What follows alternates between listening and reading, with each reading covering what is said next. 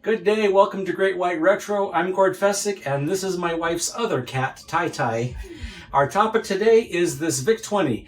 We're going to take care of some oversights that I missed last time I worked on this, and we're going to try to fix the video tuning on here with the reintroduction of this Handtech scope, and we're going to try to introduce some software for this. Come here there, Tai, and let's get her done.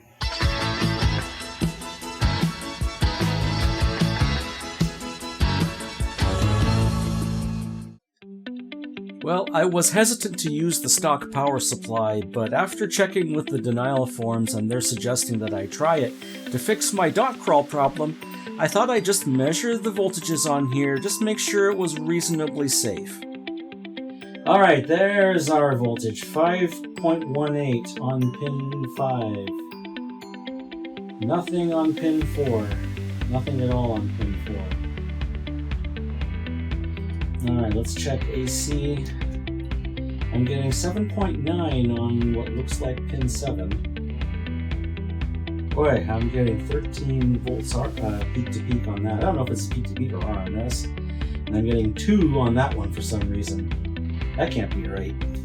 Okay, after a lot of experimentation, I found that I couldn't reliably measure the power supplies without a load. But I have determined that the new brick and the old brick are close enough. I'll turn the VIC on. Pins 6 and 7 then become 15 volts peak to peak and 15 volts peak to peak. The output is, it says, 0.5 volts. Let me turn the attenuation back to normal. And that is 5.01 volts on the 5 volt rail. So I think the stock brick is safe. I'm going to see if this fixes the video problems that we had. I got the stock power supply and it is working reasonably well. I'm not noticing any video interference now. So there's something about these third-party power bricks to watch out for. Now, because I replaced all the capacitors on here, the forum members suggested that I recheck the luminance output to make sure that it matched about 1 volt peak to peak. And I don't know if that really did much, but it did take away the checkerboard pattern on the cyan at least. So we have that much. And there we go. There's a little bit of bleeding between the different colors, but you'd have to be looking for it. It's much better than stock. And I also took that wiring job that I did through the mounting hole and I ran it through a different hole near the cassette port. I've got my chrominance pin on pin 8 and I've got my right audio over on pin 7. There they are. And we got our sound test. And it looks like I'm getting out of both speakers.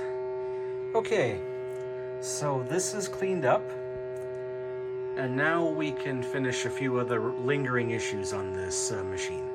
So there's just one more annoying thing, and that's this label. It still came off, even after cleaning it and using fresh adhesive and so on. So it looks like it might just be bending upwards, so I will try to bend this ever so slightly in the opposite direction. And then set it in place once more. Okay, so if it bends up from the bottom, from the middle this time, or if it bends up ever again, then I've got plan C here. C for contact cement. And with that, with the VIC-20 back together, I'm going to try out a new package that we just got from The Future Was 8-Bit. It's pretty much what you'd expect you'd want to get: the Penultimate Plus cartridge, an SD to IEC adapter. Hey, they threw in a Christmas card there. Contact cleaner. And some joysticks. Ta-da. This menu requires a joystick, so let's plug in one of our replica joysticks. This joystick has definitely got some feel to its switches. Let's try out one of the games. Probably, there we go. Pac-Man clone.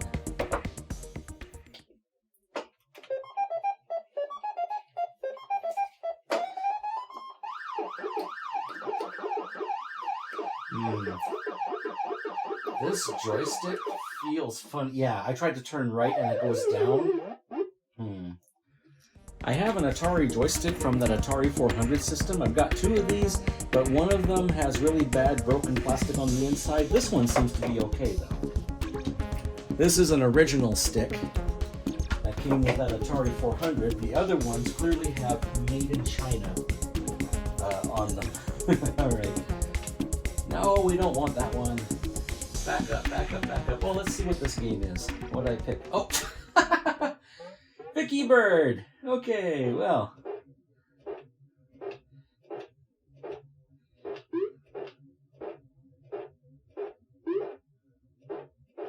Oh. Okay, let's get our jelly monsters back up.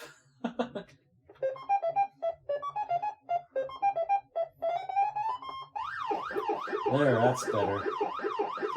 Here I can actually anticipate my moves and curve around. There we are.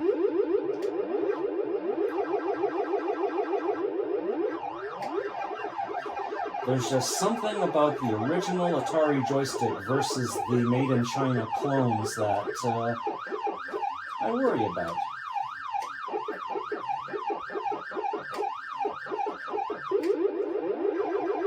Yes, much better luck with this one.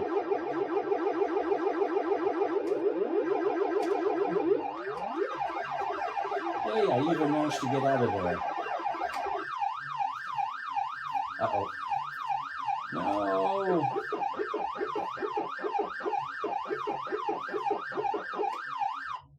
Okay, that was just me being dumb.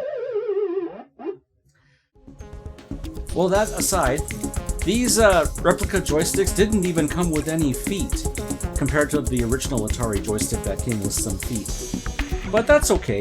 It's no problem just to get at the local hardware store and pick up some extra feet, like right here, for instance. These are the same half-inch feet that fit on the Atari 400 itself earlier. With that, the new feet and actually using a light touch on these joysticks helped a lot. I was able to play Pentagorat here by just rotating the stick to the right by 45 degrees, this being one of those isometric games, or whatever the projection type they call it. But yeah, the modern replicas do require a much lighter touch. If you remember that, these sticks can be used for these sorts of games.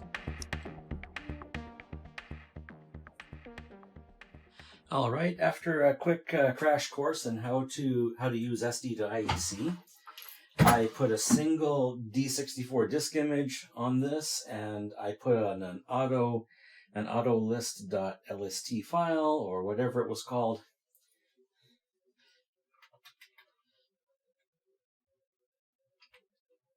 And I do have a treat for you guys. That is what you think it is. And David Murray featured this, so we know it works.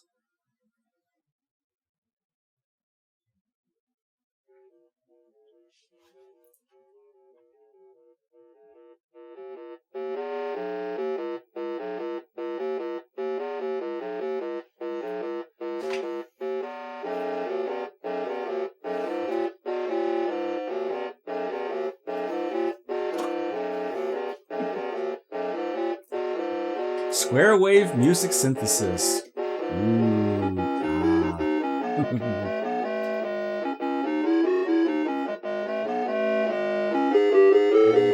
AWASDJL KI. Okay.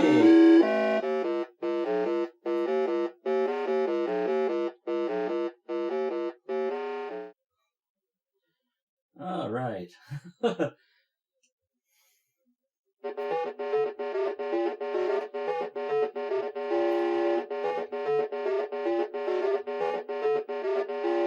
All things considered, this isn't any worse than a 386SX running stock VGA, so hey.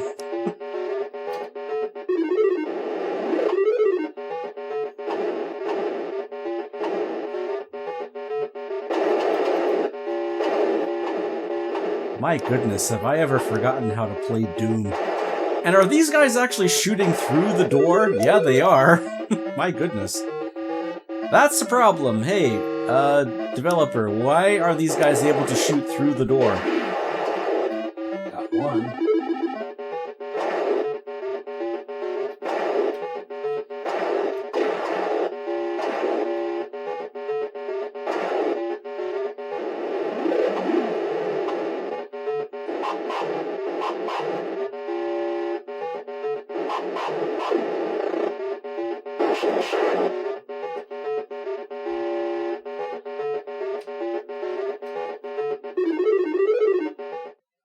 My goodness. Okay, enough of that.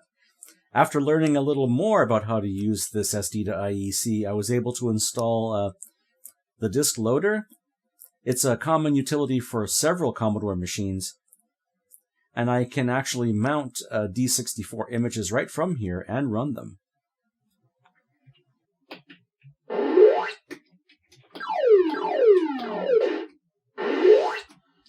Oh, I remember this. This is very much like a game that used to be on the Commodore 64, only it had a nicer soundtrack.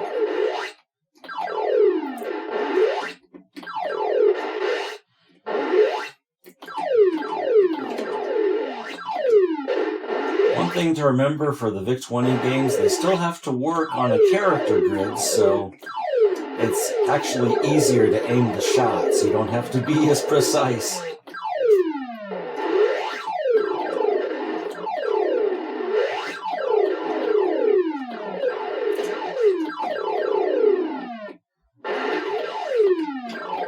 Whoops. Oh well. Let's close this out with something I was hoping to close it out with. There we go. And this is actually in Italian, but you might be able to guess what it is.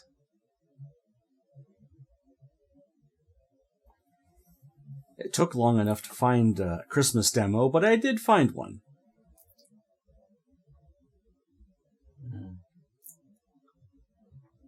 Yeah, you too, dude. Even though I don't understand what I'm seeing.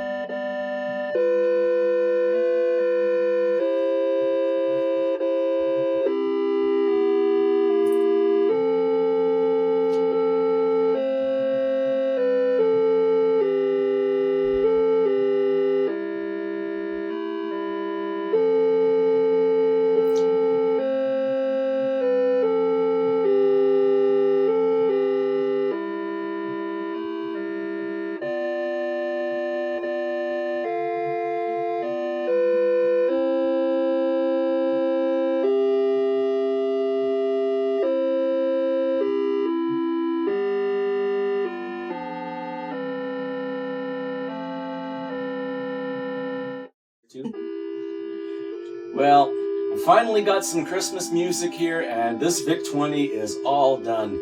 Thanks so much to the friends over at The Future Was 8-Bit. Thanks to my wife Bridget here, our dog Gigi.